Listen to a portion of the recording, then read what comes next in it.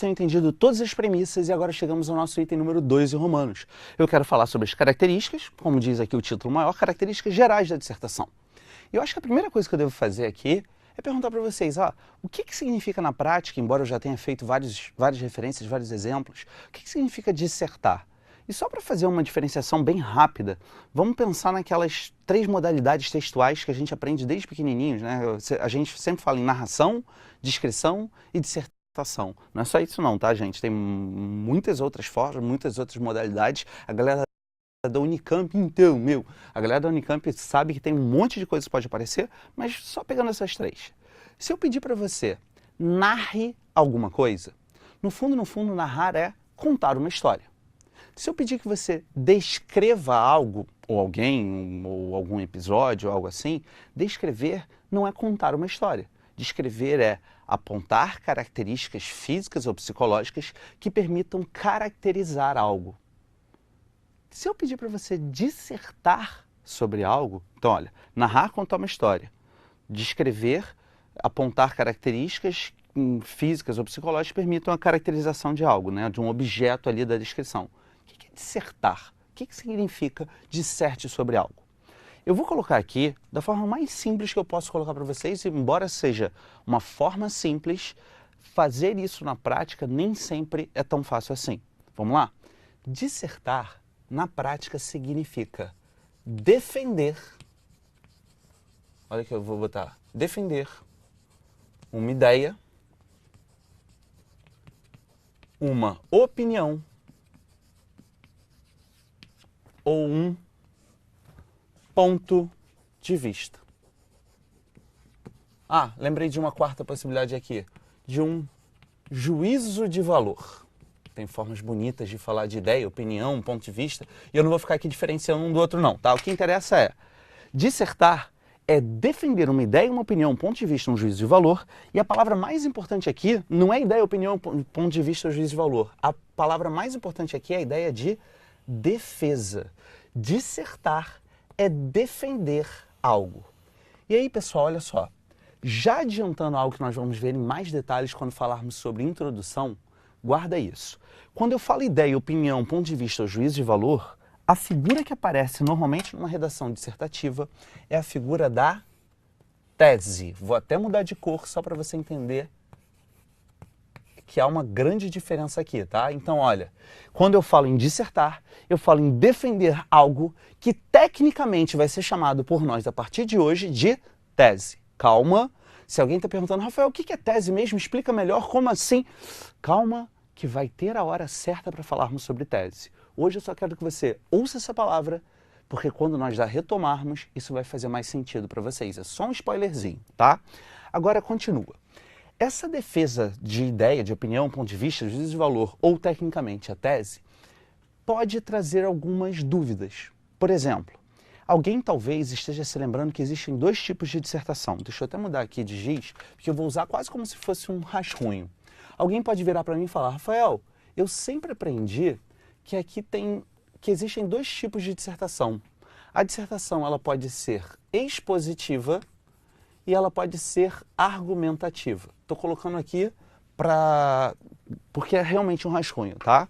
E quando você fala em defender uma tese, você está dizendo, quase ignorando a dissertação expositiva e trabalhando apenas a dissertação argumentativa. Por quê? E eu vou responder por um motivo simples. Quando eu falo em vestibulares em geral, concursos em geral, porque isso também vale para concursos públicos, a dissertação que se espera é justamente a dissertação argumentativa. Quando a gente fala em dissertação expositiva, ela seria, por exemplo, a dissertação do mestrado. Normalmente ela tem um grau de expositividade, embora também possa ter elementos argumentativos.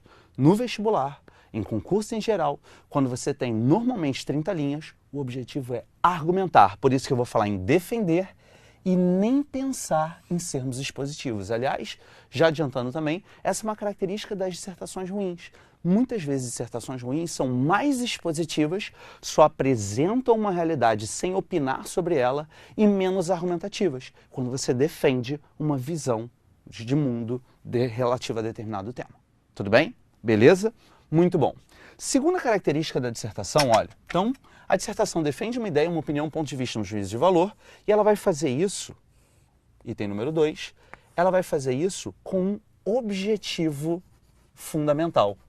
Pessoal, qual o objetivo da dissertação, ou dito de outro modo, qual o objetivo dessa defesa da ideia, da opinião, do ponto de vista do juízo de valor?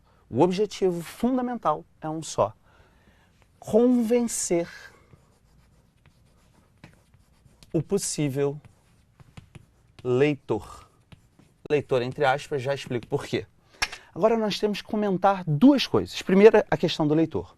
Quando eu falo do leitor, é óbvio que se você está se preparando para um vestibular ou para um concurso, o leitor é uma entidade abstrata que, no fundo, na prática, é representada pelo cara da banca. A gente normalmente chama assim, o cara da banca, né? O corretor da banca.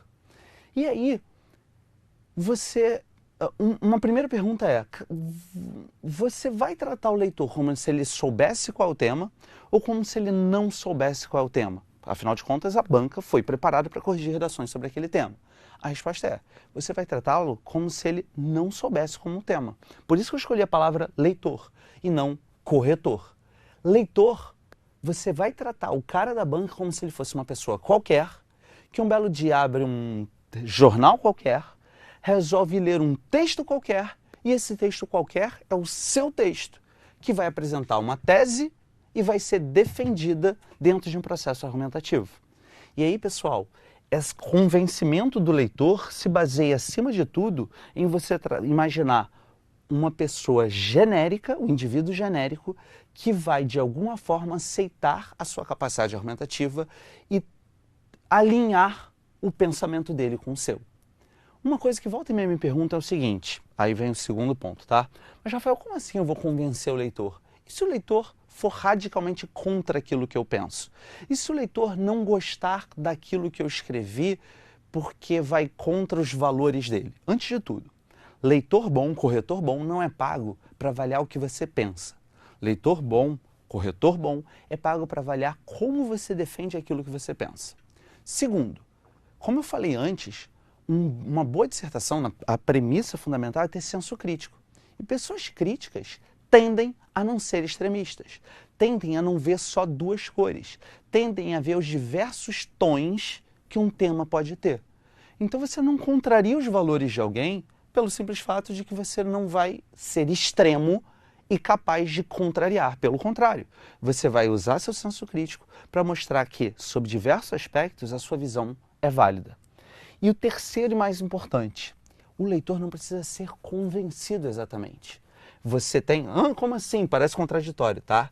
Convencer o leitor significa, na prática, ser ou parecer convincente. Dito de outro modo, o cara pode até não concordar exatamente com você, mas ele percebe que aquilo que você fala faz sentido, produz sentido e por isso você merece ser bem avaliado.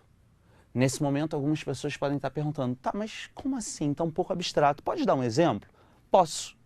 Mas esse exemplo tem a ver com a terceira característica do texto dissertativo, que é que eu vou colocar aqui.